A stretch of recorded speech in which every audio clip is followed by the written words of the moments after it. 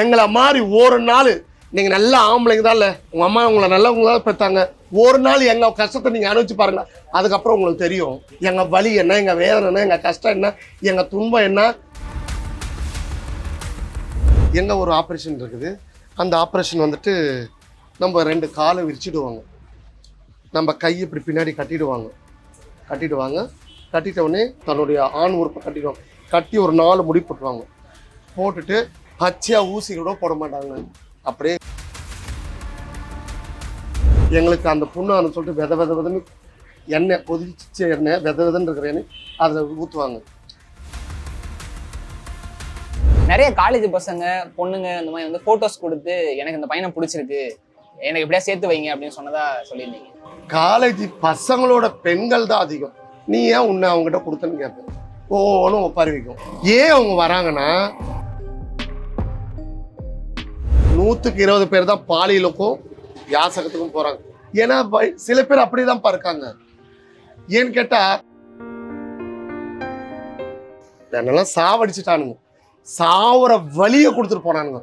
கமெண்ட்ல போடுறாங்க, நீங்க பாக்குறீங்களா. நான் கஷ்டப்பட்ட அந்த பாதை அவன் நினைக்கல, அவன் வாய்க்கு வந்த மாதிரி போடுறான். இவ்வளவு இக்கட்டான சூழ்நிலைகள்லாம் சொல்லி உங்களுக்கு உடல் நிறைய பிரச்சனை, இந்த மாதிரி சூழ்நிலையில உங்களுடைய கணவர் வந்து எந்த அளவுக்கு சப்போர்ட்டா இருக்காரு? என்னுடைய அம்மாவுக்கு அப்புறம் அவங்க, எங்க அம்மா தான். என் மனசுக்குள்ள ஒரு ஆசை இருக்கு, எனக்கு அப்புறம் என் வீட்டுக்காரர் துணை இருக்கணும்ல. உலகம் எவ்வளவுக்கு எவ்வளவு கெட்டு போதோ அவ்வளவுக்கு எவ்வளவு உலகம் அழிவு நோய்க்கு தான் போயிட்டு இருக்கு. பெத்த பிள்ளையே வந்து தகப்பங்கர படுக்க கூப்பிடுறான். அப்புறம் ஏன்பா உலகம் அழியாது? 2032 உலகம் கண்டிப்பாக அழியும்.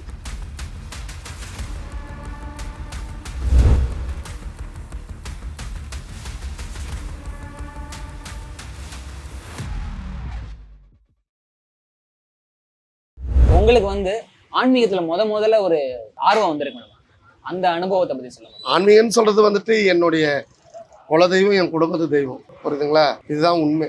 ஆன்மீகம் நினைக்கிறவங்களுக்கு ஆன்மீகம், ஆன்மீகம் இல்லைன்றவங்களுக்கு ஆன்மீகம்.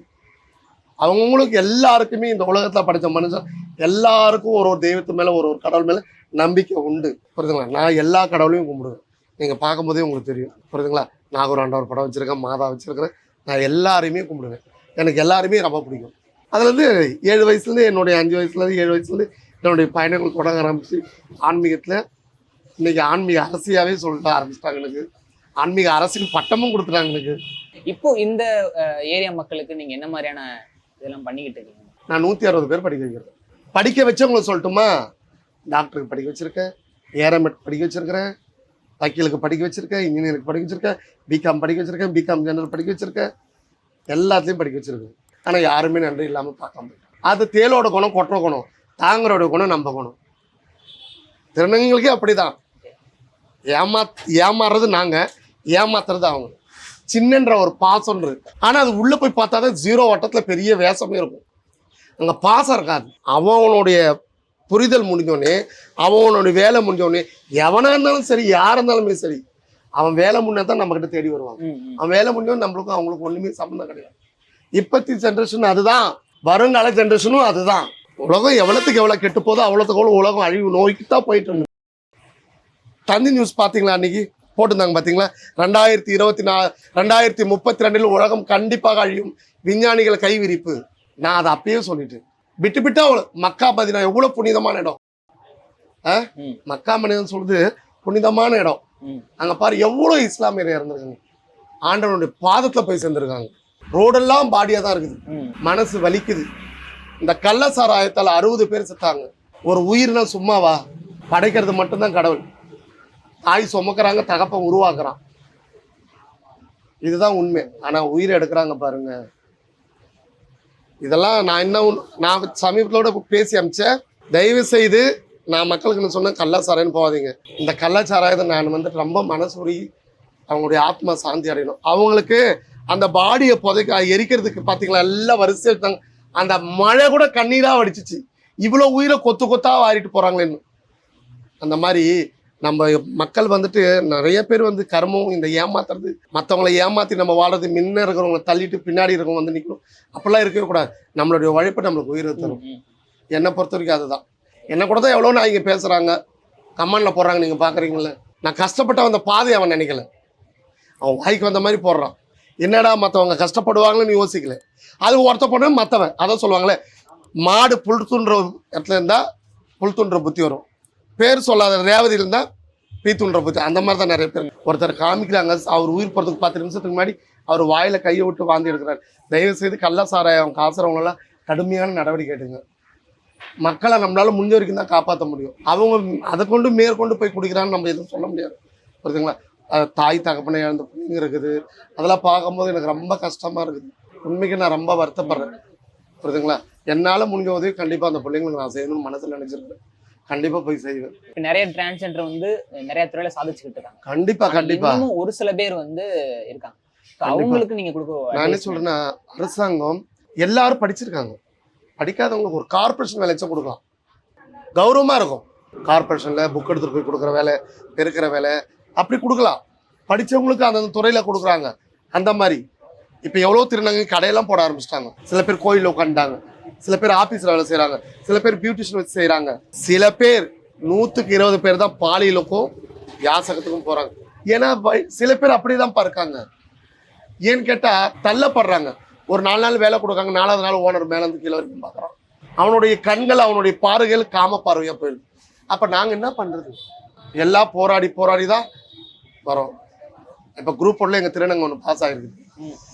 கோர்ட்டில் போராடி இருக்கிறாங்க. அவனும் என் பொண்ணு, வெளியெல்லாம் யாரும் கிடையாது, என் பொண்ணு தான். என் பொண்ணுல ஐடியில் எத்தனையோ பேர் சாதிக்கிறாங்க. ஒரு பொண்ணு யூஎஸ்ல இருக்கிறா, என் பொண்ணு. ஒரு பொண்ணு மலேசியாவில் இருக்கிறா, ஒரு பொண்ணு விஜய் டிவியில் இருக்கிறா. புரியுதுங்களா? நிறைய பேர் படிக்கணும்னு சொல்கிறாங்க. 4 திருநங்கைகளை அட்வொகேட் படிக்க வச்சிருக்கிறேன். ஏன்னா நான் படிக்க ஆசைப்பட்ட படிப்பது. புரியுதுங்களா? அட்வொகேட்டை மட்டும் நான் 16 பேர் படிக்க வச்சு பாஸ் ஆகி 2.5 பேர் முடிச்சு கொடுத்துருக்கேன். நீங்க அட்வொகேட் ஆகணும்னு ஆசைப்பட்டீங்க, அது ஏன் அது படிக்க விடலை? அப்பா இறந்துட்டாரு. நான் சொன்னேன், கிண்டல் கேலி தப்பான ஒரு மாதிரி அண்ணனுங்களாம், ஸ்கூல் படிக்கிற அண்ணனுங்களாம் ஒரு மாதிரி இது பண்ணுவாங்க. அதெல்லாம் நம்மளுக்கு வந்து மனசு கஷ்டமாயே படிப்பை விட்டுட்டு அதோடு தான் நான் இப்படி வந்துட்டேன். இதுலேயும் என்னுடைய பயணங்கள் தொடர்ந்து தான் இருக்குது. நான் படிக்க அவங்களெல்லாம் நான் படிக்க வச்சேன். ஆனால் அவங்க நம்மளை பார்க்கல. பரவாயில்ல, கடவுள் ஒருத்தர் இருக்கிறான். கேமரா இல்லாமல் பார்க்கறது கடவுள் மட்டும்தான். அதில் யாராலையும் தப்பிக்க முடியாது. நீயும் தப்பிக்க முடியாது, நானும் தப்பிக்க முடியாது. உண்மை இதுதான். நிறைய காலேஜ் பசங்க பொண்ணுங்க இந்த மாதிரி வந்து போட்டோஸ் கொடுத்து எனக்கு இந்த பையனை பிடிச்சிருக்கு, எனக்கு எப்படியா சேர்த்து வைங்க அப்படின்னு சொன்னதா சொல்லியிருந்தீங்க. காலேஜ் பசங்களோட பெண்கள் தான் அதிகம். நேற்று கூட 4 பொண்ணு வந்திருந்தாங்க. ஏன் அவங்க வராங்கன்னா, இவனுங்க ஒழுங்கா இருந்தால் அவங்க வர வேண்டிய அவசியம் கிடையாது.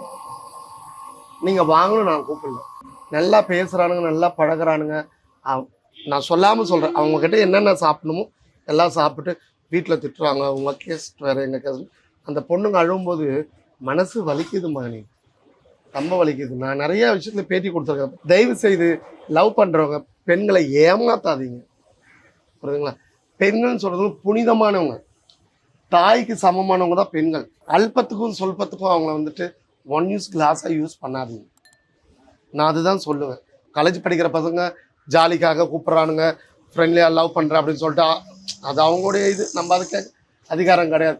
இருந்தாலும் உனக்குன்னு ஆண்டவன் கொடுக்கும், ஏமாத்தாதீங்க. அந்த வலி வேதனை உங்களுக்கு இருக்காது, ஆனால் அவங்களுக்கு இருக்கும். காலத்துக்கும் அவங்க மனசில் இருக்கும், நம்ம லவ் பண்ணோம் இப்படி நம்ம பழகிற வரைக்கும் பழகிட்டு ஏமாற்றி நம்மளை விட்டு போயிட்டானே அப்படின்னு அந்த உள் மனசு அவங்களுக்கு குத்தும்.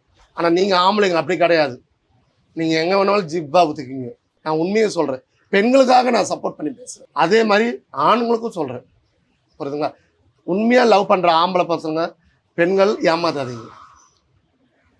அது சில பெண்கள்லாம் பண்ணுறாங்க. அது எப்படின்னா வந்துட்டு அவங்ககிட்ட பேக்கெட் மணி இருக்குதா. இப்போது உதாரணத்துக்கு ஒன்று சொல்கிறேன். என் குடும்பத்தில் நடந்தது இது. இப்போ ஒருத்தர் டியோவில் போகிறாருன்னா, ஒரு லவ் பண்ணுறாங்க. அவன் நல்லா ஆப்பிள் ஃபோனு பல்சரில் போவான், இல்லை R15 போவான். அந்த டியோவில் போகிற கழுத்து பொண்ணுக்கு பல்சரை பார்க்கும். அப்போலாம் தயவுசெய்து நீங்களும் ஏமாத்தாதீங்க. ஆசைப்பட்ட பையனை வந்து ஏமாத்தாதீங்க. புரியுதுங்களா? கடவுள் நம்மளுக்கு என்ன கொடுப்பாரோ அதுதான் கொடுப்பாரு. அந்த மாதிரி பசங்களுக்கு புரிதல் வந்து கொஞ்சம் கம்மியா இருக்கும். ஆன்மீகமா இருக்கணும் சரி, பில்லி சொன்னீங்க. கண்டிப்பா கண்டிப்பா. அவங்க வந்து உங்கள்கிட்ட பேசக்கூடிய வார்த்தைகள் என்ன மாதிரி இருக்கும்? அம்மா, இந்த மாதிரி நான் ஒரு பையனை விரும்பினேன், எனக்கு எல்லாம் தெரியுமான்னு சொல்றது. அவ்வளவுதான். ஒரே வார்த்தை, எல்லாம் தெரியுமா. நீ ஏன் உன்னை அவங்ககிட்ட கொடுத்தேன்னு கேட்பேன். ஒவ்வொன்றும் ஒப்பாரி வைக்கும். அழுவும். நான் என்ன பேச முடியும்? குழந்தை பெக்கலாலும் நாங்களும் தாய் தானே. ஒவ்வொன்றும் அழுவும். மனசு கஷ்டமா இருக்கும். சரி இப்போ நான் அம்மாவோட பூஜை பண்ணுறேன். அவன் எப்போ வந்து பேசுவான்? பெத்து 10 மாதம் வளர்த்து ஆளாக்கின தாயெல்லாம் மறந்துடுவாளுங்க. அவன் எப்போ வந்து பேசுவான்? நல்லா இருக்கியா, சாப்பிட்டியா, அவன் இவன் ₹1,00,000 செலவு பண்ணாலும் அவன் ₹1 செலவு பண்ணதை எதிர்பார்ப்பான். அதுதான் பெண்களுடைய மனசு. அதை புரிஞ்சுக்க மாட்டேன்றானுங்க. சில பேர் பைக்கில் போகும்போது நான் பார்ப்பேன், இப்படி கட்டி பிடிச்சிட்டு போவாங்க R15. நான் நினைப்பேன், இப்போ கடவுளே இவங்க கடைசி வரைக்கும் கல்யாணம் பண்ணிட்டு சந்தோஷமா இருக்கணும், புரியுங்களா? அதுவே நான் ஒரு 2 மாதம் பொறுத்தவரை வேற ஒரு பொண்ணு அவங்க கூட கட்டி பிடிச்சி உட்காந்துட்டு போகுது. அது சகோதரியாக இருக்கலாம், எல்லாமே இருக்கலாம். நான் தப்பாக சொல்லக்கூடாது, இதில் தப்பாக பேசியிருந்தா மன்னிச்சுட்டுங்க, அதையும் நான் சொல்லிடுறேன். அந்த மாதிரி ஏமாத்தாதீங்க, உண்மையாக பழகுங்க, உண்மையாக இருங்க. மனைவிங்களுக்கு துரோகம் பண்ணாதீங்க, மனைவிங்களும் புருஷமாருக்கு துரோகம் பண்ணாதீங்க. எல்லாருக்கும் ஒரு குறைபாடுகள் இருக்கும். ப்ளஸ்ஸை மைனஸாக வச்சக்கூடாது, மைனஸை ப்ளஸ்ஸாக வச்சக்கூடாது. இதுதான் உண்மை. இந்த ஆன்மீகம் அப்படி பேசும்போது வந்து உங்களுக்கு வந்து ஒரு சக்தி இருக்கு அப்படின்னு சொல்லியிருந்தீங்க. தெய்வத்தோடைய அனுகிரகம் எனக்கு ஓகே, புரியுதுங்களா? அவங்க இல்லாமல், அவங்களுடைய துணை இல்லாமல் நான் இவ்வளோ பேய் விட்டுற முடியுமா, இவ்வளோ செய்வன் எடுக்க முடியுமா, இவ்வளோ கழுப்பெடுக்க முடியுமா, இவ்வளோ உயிரினங்களை நான் காப்பாற்றிட முடியுமா? என்கிட்ட என்ன இருக்குது? ஒன்றுமே கிடையாது. அவங்களுடைய துணை, அவங்களுடைய தைரியம் தான் எனக்கு. இந்த ஆன்மீகத்துக்குள்ள வந்ததுக்கு அப்புறம் முதல்ல நீங்க ஃபேஸ் பண்ண ஒரு நிகழ்வு இருக்குமா? ஏதாச்சும் ஒரு ஒரு சுடுகாட்டில் ஒரு பொண்ணுக்கு கழுப்பெடுக்க போனேன். ஆ, அதுதான் நான் ஆரம்பமே அதான். சக்கரம் எனக்கு போட தெரியாமல் போட்டேன். அது என்ன மிரட்டிச்சு, அதை நான் மிரட்டது மாதிரி அது என்ன மிரட்டிச்சு, உடையாந்துட்டு சுடுகாட்டை விட்டு. அதுதான் எனக்கு முதல் அனுபவம். இதுனா நம்மள மிரட்டுதான் பொண்ணு. அதுக்கப்புறமேட்டு மறுநாள் எனக்கு தெரிஞ்சவங்களை கூட கூட்டு போயிட்டு இது எப்படி பண்ணணும் அண்ட் என் தாய்மை மக்களாக ஃபோன் பண்ண பிறகு அவரும் சொல்லி கொடுத்தாரு இப்படி செய்யணும். அதுக்கப்புறம் மறுநாள் வந்து ஆரம்பிச்சிட்டோம். வாங்கின பிறகு நான் இப்படி சத்தேன், இப்படி வந்து பிடிச்சா எனக்கு ஆசைப்படுறதுன்னு கொடுத்து அனுப்பிச்சுடுவேன். ரஜினி அம்மா பத்தி எனக்கு நிறையவே தெரியும். ரஜினி அம்மாவோட டெய்லி ரொட்டீன் இருக்குல்ல, காலைல எழுந்ததுல இருந்து சாயந்தரம் வரைக்கும் என்ன பண்ணுவாங்க? நான் காத்தால எந்திரிச்ச உடனே குளிச்சுடுவேன், ஃப்ரெஷ்அப் ஆகிட்டு மாடிக்கு போய் பூ வைப்பேன். தெய்வத்தங்களுக்கு அழகழகான செம்பருத்திங்களும் வச்சுருக்கேன். நான் அந்த செம்பருத்திங்களெல்லாம் வச்சு தெய்வத்தங்களுக்கு வைப்பேன், சாமி கும்பிடுவேன். நானும் என் கணவன் சாமி கும்பிட்டு அது அவங்களையும் சமையல்காரமாக வந்துட்டு அங்கே சமையல் எல்லாம் ரெடி பண்ணி வச்சுருப்பாங்க. சாப்பிட்டு எங்கள் வீட்டுக்காரர்கிட்ட கொஞ்ச நேரம் பேசுவேன். அப்புறம் பிள்ளைங்க பொண்ணுங்க வந்தாங்கன்னா அவங்ககிட்ட கொஞ்ச நேரம் சொந்த பந்தத்தை பற்றி பேசுவேன். அப்புறம் கோயிலுக்கு வருவேன், இங்கே மக்கள் இருப்பாங்க, அவங்க குறைய பேசுவேன், குறி பார்ப்பேன். மணி 1:30 ஆகிடும். திருப்பி மதியானம் வீட்டுக்கு போய்ட்டு சாப்பிடுவேன். ஒரு 2-3 பாட்டு இளையராஜா ஹிட்ஸ் எல்லாம் கேட்பேன், மோகன் ஹிட்ஸு, எஸ்பி பாலசுப்ரமணியன் ஹிட்ஸ் கேட்பேன். அதுதான் கேட்பேன், வேறு எதுவும் கேட்க மாட்டேன். அப்படியே ரிலாக்ஸாக கொஞ்ச நேரம் அப்படியே என் கணவர்கிட்ட பேசிட்டு 3 மணிக்கு படுப்பேன். 4 மணிக்கு எந்திரிச்சிடுவேன். 1 ஹவர் தான். அதாவது இந்த ஃபோனும் வந்துக்கிட்டே இருக்கும், பிள்ளைங்கிட்ட கொடுத்துருவேன் பேச சொல்லி. 4 மணிக்கு எந்திரிச்சிட்டு மேலே கார்டனில் போயிட்டு அந்த புல் இருக்கிறதெல்லாம் பிடுங்குவேன். பூஜை வேலைங்க தான் போயிடுவேன். சில நேரம் நைட்டு கூட ஆகிடும் நான் வர்றதுக்கு, பூஜை வேலையெல்லாம் முடிச்சுட்டு. அப்படி தான் டெய்லியும் கோயிலுங்களுக்கு போவேன். நான் மலையனூர் போவேன், திருப்பதி போவேன், வேளாங்கண்ணி போவேன், நாகூர் போவேன், லாங் ட்ரிப்பு சமயபுரம் போவேன். மாதத்தில் ஒரு நாள் நான் கோயிலுங்களுக்கு போயிடுவேன். காளிகாம்பாள் கோயிலுக்கு போவேன், மனசார அம்மா கிட்ட போய் மன உருகி பிரார்த்தனை பண்ணுவேன். பெசல் நகருக்கு போய் மாதாவை கும்பிடுவேன், காட்டு சில்லியம்மன் கோயிலுக்கு போவேன், காஷ்மீர் தர்காவுக்கு போவேன், பூதூர் தர்காவுக்கு போவேன். என் மனசுக்கு எப்படி போதோ என் கணவரோட சொன்னோன்னே எல்லாமே ரெடி பண்ணுவார். மாத்திரை, சுடு தண்ணி எல்லாத்தையும் எடுத்துட்டு. ஏன்னா எனக்கு கொஞ்சம் உடல்நிலை சரியில்லை. உங்களுக்கே தெரியும் நான் முந்தி எப்படி பேசுவேன், இப்போ எப்படி பேசுறேன்னு. உடல்நிலை சரியில்லை. எல்லாத்தையும் எடுத்து வச்சுருவாரு. எடுத்து வச்சுட்டு காரில் உட்காந்து நம்ம பாட்டெலாம் கிளம்பி. இப்படி தான் என்னுடைய வாழ்க்கை பயணங்கள். அதனால எங்கள் திருநங்கை ஜமாத்து நடக்கும், எங்கள் திருநங்கை சமுதாயத்தையும் போய் கலந்துக்கணும். பால் ஃபங்க்ஷன் நடக்கும், நல்லது நடக்கும், கெட்டது நடக்கும். டெத் ஆயிடுச்சுன்னா டெத்துக்கு போவேன். சொந்த பந்தம் இப்போ நீ புள்ள கூப்பிட்ற அம்மா என் வீட்டில் பங்குன்னு உங்கள் வீட்டுக்கும் வருவேன், அந்த புள்ள வீட்டுக்கும் போவேன், அந்த புள்ள வீட்டுக்கும். தானுன்ற அகங்காரத்தில் ஆடவே மாட்டேன். ஏன்னா எங்கேயாவது பிடிக்காது, நானாவே இருப்பேன். இவ்வளோ இக்கட்டான சூழ்நிலைகள்லாம் சொல்லி உங்களுக்கு உடல் நிறைய பிரச்சனை, இந்த மாதிரி சூழ்நிலையில உங்களுடைய கணவர் வந்து எந்த அளவுக்கு சப்போர்ட்டா இருக்காரு? என்னுடைய அம்மாவுக்கு அப்புறம் அவங்க எங்கள் அம்மா தான். புரியுதுங்களா? அதான் உண்மை. நான் மாத்திரை எனக்கு காற்றுல கொடுக்குறது ஒரு வேலைக்கு நான் 7 மாத்திரை போடணும். யாருக்குன்னா தெரியுமா? 7 மாத்திரை போடுறேன். அந்த 7 மாத்திரை நீ எவ்வளோ டயர்டாகும். இப்போ கூட நான் உங்ககிட்ட உட்காந்து பேசிகிட்டு இருக்கிறேன், காலெல்லாம் எரியுது, மயக்கமாக இருக்குது எனக்கு. காத்தாலே இருந்து கொடுத்துருவாரு. கொடுத்துட்டு ட்ரெஸ்ஸு முதல் கொண்டு எடுத்து வச்சுருவாரு. ஆனால் அவருக்கு நான் எதுவுமே செய்ய மாட்டேன். என் கையால் சாப்பாடு போடுவேன். அதுதான் என் கையால் சாப்பாடு போடுவேன். மிச்சது எல்லாமே அவர் தான் கவனிச்சுக்கணும். நான் சொல்லிட்டேன், என் மனசுக்குள்ள ஒரு ஆசை இருக்குது, எனக்கு அப்புறம் என் வீட்டுக்காரர் துணை இருக்கணும்ல. புரியுதுங்களா? மனசுக்குள்ள ஒரு ஆசை இருக்குது, அது எல்லா திருநங்கையும் செய்கிறதா. அது புரியுதுங்களா? ஆண்டவன் அந்த மாதிரி வரணும். கண்டிப்பாக நான் இருந்து என் கணவருக்கு என்ன நான் செய்யணுமோ நான் செய்வேன். என் கணவரை எந்த ஒரு சூழ்நிலையும் நான் விட்டு கொடுக்க மாட்டேன். அதே மாதிரி என் கணவனால் நான் இருக்கவும் மாட்டேன். ஏன்னா நிறைய ஏமாற்றங்களுக்கு அப்புறம் கடவுள் எனக்கு கொடுத்த பெரிய கிஃப்ட்டு. இதயத்தில் குத்தினா கூட தாங்கியிருக்கலாம். முன்னையும் பின்னையும் குத்திட்டானுங்க. அதுங்க மோளத்துக்கு 2 பக்கம் மத்தால மாதிரி என்னெல்லாம் சாவடிச்சுட்டானுங்க. சாவுற வழியை கொடுத்துட்டு போனானுங்க. அவனுங்க கடவுள் கண்டிப்பாக தண்டனை கொடுப்பாங்க. நீங்கள் கேட்டீங்களே மகனே, நான் கடவுள் கிட்ட கொடுப்பேன். இந்த சின்ன கண்ணை தான் பெரிய பெரிய விஷயம் நம்ம பார்ப்போம். அதே மாதிரி நான் பார்ப்பேன். இன்னைக்கு ஒரு திருநங்கை வந்துட்டு சாப்பாடு போட முடியும், உனக்கு துணிமணி வாங்கி கொடுக்க முடியும், உனக்கு நகை நட்டு போட முடியும், என் திருநங்கை உடம்ப கொடுக்க முடியும், எல்லாமே முடியும். முடியறதுனால நான் ஏமாத்துறீங்க பாவீங்களா? நல்ல தாய் வைத்த பிறந்தவங்களும் இந்த மாதிரி ஏமாற்ற மாட்டான், பேச மாட்டான் தான். எனக்கு இல்லை, நிறைய திருநங்கை இந்த மாதிரி தான் ஏமாத்துறாங்க. ஒன்றும் இல்லாமல் சுற்றுவானுங்கப்பா. அவங்கள நல்லா ஆளாக்கி அவங்களுக்கு பைக்கு வாங்கி கொடுத்து அவங்கள ஒரு நல்ல லெவலில் கொண்டு வந்து அப்புறம் அவனுங்க பண்ணுவானுங்க பாரு. என்னாயோ பிறப்புலேருந்தே பணக்காரன் வாயில வேற மாதிரி வருது. பணக்காரன் மாதிரி பண்ணுவானுங்க. நம்ம யாராலும் நல்லா இருக்கிறோம், அவங்கள ஒரு கணம் நினைக்கணும், இல்லை ஒரு கணம் நினைக்கணும். அது விபச்சாரம் செய்கிறவளா இருந்தாலும் சரி, இல்லை கடவுளை கும்பிடும் போது அவள் எல்லாமே அவள் வேலையை முடிச்சுட்டு கடவுள்கிட்ட போய் பிரார்த்தனை பண்ணுவான். கடவுளே இந்த ஒரு நிமிஷம் கடவுள் நினைக்கிறாங்க, அவள் புண்ணியவதி தான் என்னை பொறுத்த வரைக்கும். ஒரு கிளாஸ் தண்ணி குடிச்சா கடைசிருங்க. ஆனால் இப்போத்தி உலகம் அப்படி கிடையாது. கேட்டால் ட்ரெண்டிங். இப்போ எவ்வளோ அநியாயம். பெத்த பிள்ளையே வந்து தகப்பங்கரை படுக்க கூப்பிட்றான். அப்புறம் ஏன்ப்பா உலகம் அழியாது? ஏன் உலகம் பார்த்தீங்களா விட்டு விட்டா அழிஞ்சிட்டு வருது பாருங்க. 2000 பேர் 3000 பேர் போர் ஒரு பக்கம் நடந்துகிட்டே இருக்குது. அதில் 70,000 80,000 பேர் செத்துட்டாங்க. அதெல்லாம் உயிர் தானே.